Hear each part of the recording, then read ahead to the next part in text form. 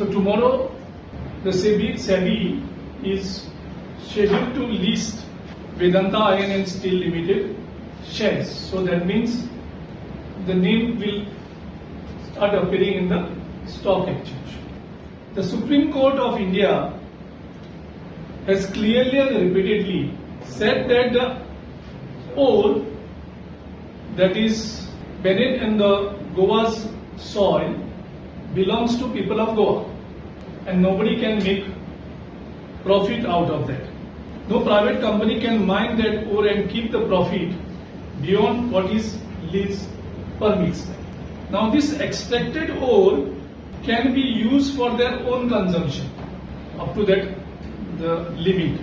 Now here the problem is, out of the extracted ore, nearly 31% of its total production has been sold overseas for profit, which otherwise belongs to people of Goa, as per the Supreme Court order which they have repeatedly said.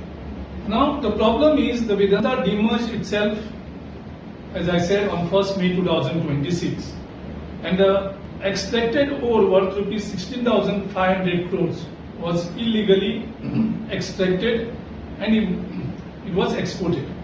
Now the problem is the Vedanta Limited is no longer holds the mines. They have transferred it to VISL, that is Vedanta Iron and Steel Limited. So ही कंपनीक फाल्यां SEBIन permission दिल्या आनी ती कंपनीक listing केले फाल्यां, which is due tomorrow. जाल्यार आमकां ते पैसे रिकवर करपाक खूब कठीण जातले. And that is the reason why I have emailed to all the concerns of the SEBI